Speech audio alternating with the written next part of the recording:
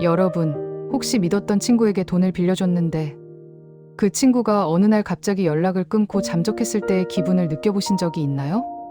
아마 그날부터 배신감에 몸을 떨며 밤잠을 설치고 인간이라는 존재 자체에 대한 회의감이 밀려오실 겁니다. 그런데 말입니다. 이게 개인이 아니라 국가 단위에서 벌어지면 과연 어떤 일이 일어날까요? 심지어 그 상대가 세계 최강대국인 미국이고 빌려준 것이 단순한 돈이 아니라 한 나라의 운명과 생존이 걸린 약속이었다면 말입니다. 오늘 제가 여러분께 들려드릴 이야기는 미국과 이란이 왜 저렇게 서로를 죽이지 못해 안달인지 설명하는 흔한 역사 강의가 아닙니다. 이것은 인간의 본성 중 가장 추악한 면면인 배신과 복수, 그리고 그 사이에서 갈기갈기 찢겨 나간 신뢰라는 인문학적 가치에 대한 처절한 기록입니다. 사실 이 영상을 끝까지 시청하신다면 우리가 매일 뉴스에서 접하는 중동의 혼란이 결코 우리와 상관없는 남의 나라 이야기가 아니라는 것을 깨닫게 되실 겁니다. 그 갈등의 양상이 우리의 일상적인 인간관계나 조직 생활에서 겪는 갈등과 소름 끼치도록 닮아 있기 때문이죠.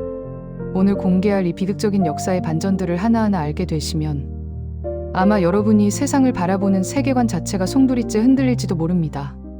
그러니 끝까지 채널 고정해 주시고 이제 본격적으로 시계를 거꾸로 돌려 1950년대로 여행을 떠나보겠습니다. 당시 이란에는 무함마드 모사데크라는 그야말로 시대를 앞서간 아주 매력적인 인물이 있었습니다.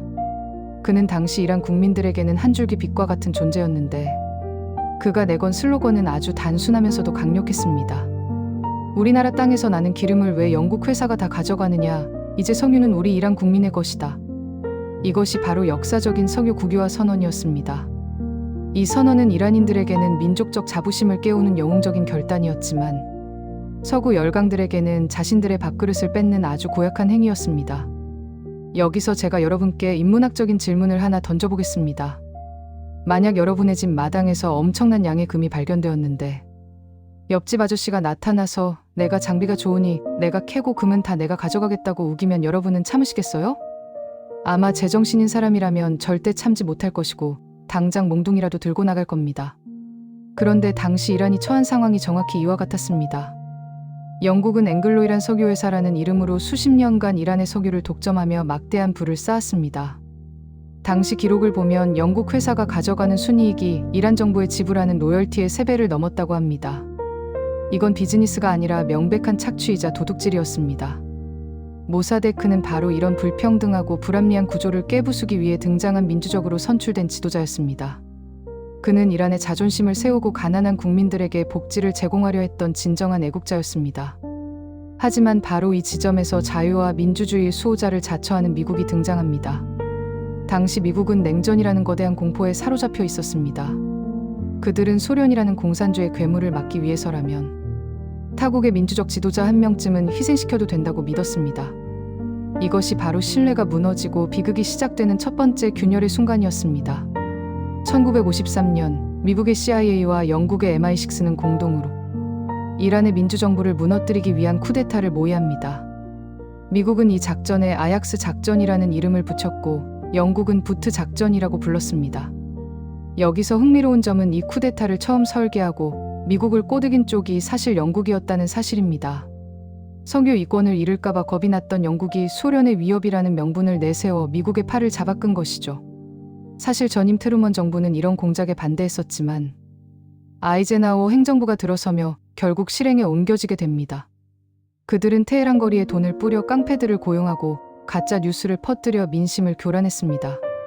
결국 국민의 손으로 직접 뽑은 모사데크 총리는 반역죄로 체포되어 군사 재판을 받게 됩니다. 그는 3년의 징역형을 살고 이후 남은 생애를 고향집에서 가택연금된 채 쓸쓸하게 마감했습니다. 미국은 모사데크 대신 팔레비 국왕을 왕좌에 앉혔고 이후 팔레비는 미국의 전폭적인 지원을 받으며 무소불위의 권력을 휘둘렀습니다. 이 과정에서 비밀경찰인 사바크 SAVAK를 동원해 수많은 이란인을 고문하고 처단했습니다. 이란인들의 가슴 속에는 지워지지 않는 깊은 상처와 배신감이 남았습니다. 놀랍게도 미국 정부가 이 쿠데타에 자신들이 깊숙이 관여했다는 사실을 공식적으로 인정한 것은 그로부터 무려 60년이 지난 2013년이었습니다. 그 긴 세월 동안 침묵하며 사실을 부정해온 미국을 보며 이란인들의 분노는 차갑게 식어 단단한 증오가 되었습니다. 그들에게 미국은 이제 더 이상 정의로운 선망의 대상이 아니라 자신의 이익을 위해 타국의 운명을 난도질하는 사기꾼이 된 것입니다. 이 이미지는 이란인들의 집단 무의식 속에 깊이 각인되어 수십 년이 흘러도 결코 씻기지 않는 낙인이 되었습니다. 자, 여기서 잠깐 소름 돋는 포인트를 짚고 넘어가겠습니다. 아직 구독 안 하셨다면 지금이 바로 눌러야 할 때입니다. 역사는 단순히 과거의 기록이 아니라 현재를 비추는 거울이라는 말이 있습니다. 1979년 억눌렸던 민중의 분노가 폭발하며 이란 혁명이 일어났고 팔레비 국왕은 해외로 도망칩니다. 이란은 단숨에 지구상에서 가장 강력한 반미 국가로 변신하게 되죠. 그리고 같은 해 11월 전 세계를 충격에 빠뜨린 테헤란 주재 미국 대사관 점거 사건이 발생합니다.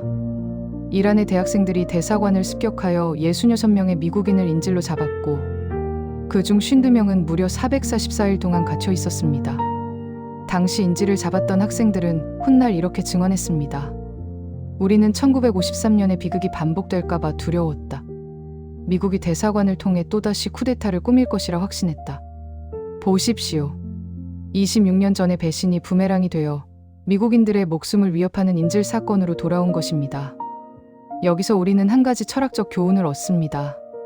신뢰를 저버린 행동은 당장 달콤한 이득을 줄지 모르지만 그 이자는 반드시 복리로 불어나 돌아온다는 것을요. 이 사건 이후 미국에게 이란은 테러 지원국이 되었고 이란에게 미국은 대항마가 되었습니다. 그런데 이들의 악연은 여기서 끝이 아닙니다. 1980년대에 벌어진 이란-이라크 전쟁은 그 불신의 골을 더 깊게 만들었습니다. 이라크의 사담 후세인이 혁명으로 어수선한 이란을 공격하며 8년간의 잔혹한 전쟁이 시작되었습니다. 이 전쟁으로 양측에서 100만 명 이상의 사상자가 발생했는데 이때 미국의 행보가 기가 막힙니다. 미국은 겉으로는 중립을 외치면서도 뒤로는 이라크에게 군사정보와 경제적 지원을 아끼지 않았습니다. 이란이 전쟁에서 이겨 중동의 패권국이 되는 것을 막기 위해 사담 후세인이라는 독재자와 손을 잡은 것이죠. 1983년에 도널드 럼스펠드 특사가 바그다드에서 사담 후세인과 다정하게 악수를 나누는 사진은 지금 봐도 정말 묘한 기분을 줍니다. 왜냐하면 20년 뒤 미국은 바로 그 손을 잡았던 후세인을 제거하기 위해 이라크를 침공했으니까요.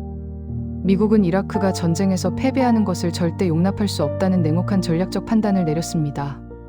더 끔찍한 사실은 이라크가 이란 군인들을 상대로 화학무기를 무차별적으로 사용할 때도 미국이 이를 사실상 묵인했다는 겁니다.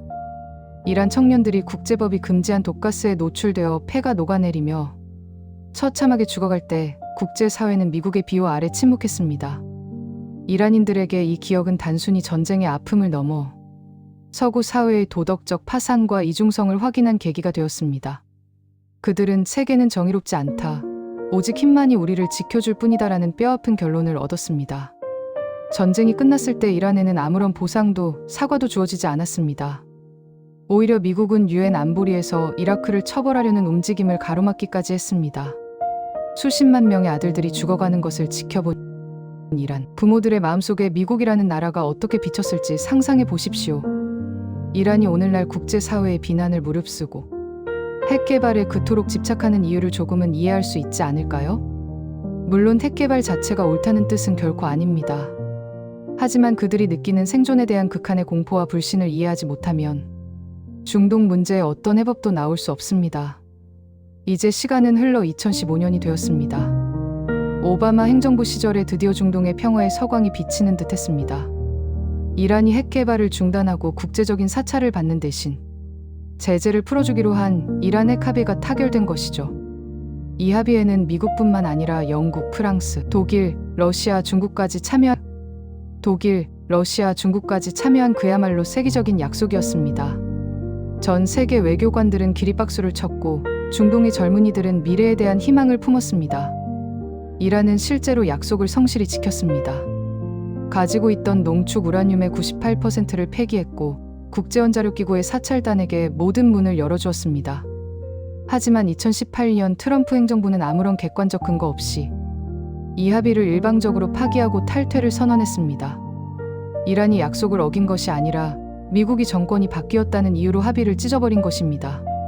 국제 정치가 신의가 아니라 철저히 이익과 힘에 의해 움직인다는 사실을 전 세계에 다시 한번 각인시킨 사건이었습니다. 인문학적으로 볼 때 약속을 지키고 있는 상대의 얼굴에 침을 뱉는 행위는 단순한 계약 파기 그 이상입니다. 그것은 상대방의 인격과 존재 가치를 완전히 짓밟는 행위이며 다시는 회복할 수 없는 불신의 늪으로 밀어넣는 짓입니다. 이란 사람들은 다시금 절망했고 강경한 분노를 터뜨렸습니다. 보라, 우리가 아무리 무릎을 굽히고 약속을 지켜도 저들은 언제든 우리를 버릴 배신자들이다. 이 반복되는 배신의 패턴은 이란 내 온건파의 입지를 없애고 강력한 무장을 주장하는 강경파들에게 엄청난 명분을 실어주었습니다. 그리고 2020년 1월 불에 기름을 붓는 사건이 터집니다. 미국이 이란의 정신적 지주이자 군사적 실세인 가셈 솔레이마니 사령관을 드론으로 암살한 것입니다. 솔레이마니는 이란 내부에서 최고 지도자 다음으로 존경받는 영웅이었습니다. 특히 그는 이라크에서 악명 높은 테러 단체 ISIS를 격퇴하는 데 결정적인 역할을 한 인물이기도 했습니다. 그런 인물을 제3국인 이라크 바그다드 공항에서 미국의 드론이 폭살했다는 소식은 이란 사회 전체를 분노의 도가니로 몰아넣었습니다. 그의 장례식에 모인 수백만 명의 인파와 그 과정에서 발생한 압사 사고는 이란인들이 느낀 슬픔과 격정이 어느 정도였는지 보여줍니다. 이 암살 사건은 이란인들에게 미국과는 절대 대화가 불가능하다는 확신을 심어주었습니다. 이제 2026년 오늘날 중동의 하늘에는 다시금 전면전의 먹구름이 짙게 깔려 있습니다. 특히 이스라엘과 이란의 갈등은 이제 통제 불가능한 임계점으로 치닫고 있습니다. 여기서 잠깐 이스라엘 이야기를 빼놓을 수 없습니다. 놀랍게도 1979년 혁명 이전까지 이란과 이스라엘은 오히려 비공식적인 우방관계였습니다. 이란은 이스라엘의 석유를 팔았고 이스라엘은 이란의 농업 기술과 무기를 지원했습니다. 심지어 이란-이라크 전쟁 중에도 이스라엘이 이란에게 부품을 몰래 공급했을 정도로 실용적인 관계였습니다. 하지만 혁명 이후 이란은 이스라엘을 점령 세력으로 규정하며 적으로 돌렸습니다. 이스라엘 역시 이란의 핵 개발을 생존에 대한 실존적 위협으로 여기며 비밀 암살 작전을 이어왔습니다. 이란의 핵심 핵 과학자들이 하나둘씩 의문의 죽음을 맞이했고 이란은 그 배후로 이스라엘을 지목했습니다. 수십 년간 그림자 속에서 이어지던 이들의 소리 없는 전쟁이 2024년에는 마침내 수면 위로 폭발했습니다. 이란이 사상 처음으로 이스라엘 본토를 향해 수백 발의 드론과 미사일을 직접 발사한 것입니다. 이 전례 없는 사태는 중동의 질서가 완전히 무너졌음을 의미합니다. 이스라엘은 이에 즉각 보복하며 공포의 균형을 맞추려 했고 세계는 3차 대전의 위협 앞에 벌벌 떨어야 했습니다. 기술은 2026년에 최첨단을 달리고 있지만 그 기술을 조종하는 인간의 심리는 수천 년 전 동굴 속 복수심과 조금도 다르지 않았습니다. 여기서 우리는 다시 한번 본질적인 질문을 던져야 합니다. 과연 힘의 논리만이 세상을 움직이는 유일한 법칙일까요? 미국은 초강대국의 힘으로 이란을 굴복시키려 했지만 결과적으로 70년 동안 중동이라는 늪에 발이 묶였습니다. 수천조 원의 예산을 쏟아붓고 수많은 젊은이의 피를 흘렸지만 미국은 여전히 중동에서 평화를 얻지 못했습니다. 이란 역시 복수와 저항의 깃발을 치켜들었지만 그 대가로 국민들은 가난과 탄압이라는 고통의 긴 터널을 지나고 있습니다. 서로를 믿지 못해 잔뜩 겨눈 총구가 사실은 자신들의 미래와 행복을 정면으로 겨누고 있다는 사실을 그들은 정말 모르는 걸까요? 물론 이란 역시 헤즈볼라나 하마스 같은 무장 세력을 지원하며 수많은 무고한 희생을 낳은 가해자이기도 합니다. 하지만 인문학은 우리에게 선과 악의 이분법을 넘어선 더 깊은 시각을 요구합니다.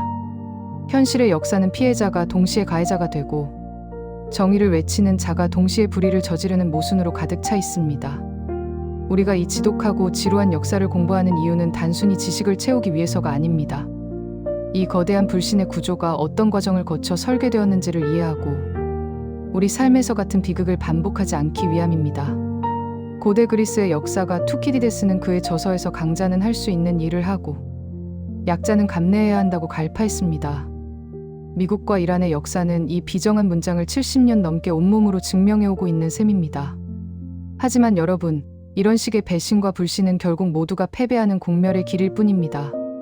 신뢰는 쌓는데 수십 년, 수백 년이 걸리지만 무너지는 데는 단 하루, 아니 말 한마디면 충분합니다. 그리고 그 무너진 신뢰의 잔해 위에서 피어나는 것은 오직 증오와 파괴의 꽃뿐입니다. 국가도 민족도 결국은 감정을 가진 사람들의 집합체라는 사실을 우리는 잊지 말아야 합니다.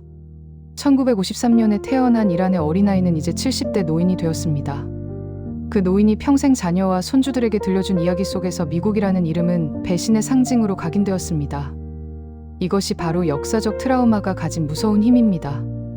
몸에 새겨진 고통의 기억은 종이 위에 쓰인 그 어떤 화려한 조약문보다 훨씬 오래 남습니다. 진정한 화해는 단지 두 나라 정상이 만나 악수하고 웃으며 사진을 찍는다고 이루어지지 않습니다. 수십 년간 쌓인 집단적인 기억과 국민들의 멍든 감정, 그리고 켜켜이 쌓인 불신의 장벽을 걷어내야 합니다. 그것이 얼마나 불가능해 가까운 일인지는 오랫동안 사이가 틀어진 가족이나 친구 관계를 회복하는 과정을 떠올려 보면 짐작할 수 있습니다. 국가 간의 문제는 그보다 수천만 배 더 복잡하고 정교한 이해관계가 얽혀 있습니다. 우리가 이 아프고 비참한 역사를 공부하는 이유는 시대를 통찰하고 세상을 보는 눈을 기르기 위해서입니다. 미국과 이란이라는 두 거인이 보여주는 이 배신의 대서사시는 결국 우리 각자에게 묻고 있습니다. 당신은 당신이 맺은 약속의 무게를 얼마나 무겁게 여기고 있습니까? 그리고 당신이 무심코 저지른 사소한 배신이 훗날 어떤 거대한 재앙이 되어 돌아올지 상상해 본 적이 있습니까? 2026년 오늘날 중동의 혼란은 단순히 종교나 자원의 문제가 아니라 인간 사이의 가장 기본적인 가치인 신뢰의 결핍에서 왔습니다. 아무리 정교한 인공지능과 무인 드론이 전장을 누벼도 그 무기를 휘두르는 인간의 마음속에 신뢰가 없다면 평화는 영원한 신기루일 뿐입니다. 오늘 제가 들려드린 이 유쾌하면서도 뼈아픈 역사의 인사이트가 여러분의 삶의 작은 영감이 되었길 바랍니다. 세상 모든 역사는 결국 우리들이 살아가는 이야기의 확장판일 뿐입니다. 나와 타인, 나와 사회, 그리고 국가와 국가 사이의 관계를 지탱하는 힘은 결국 정직과 신뢰뿐이라는 평범한 진리를 다시금 되새겨봅니다. 긴 시간 동안 이 방대한 이야기를 끝까지 경청해 주셔서 진심으로 감사합니다. 영상이 유익했다면 구독과 좋아요로 이 여정에 함께해 주세요. 여러분의 소중한 생각은 댓글로 남겨주시면 저도 하나하나 읽어보며 깊이 고민하고 소통하겠습니다. 다음에 더욱 흥미롭고 통찰력 넘치는 인문학 이야기로 다시 돌아오겠습니다. 지혜롭고 평안한 하루 되시길 바랍니다.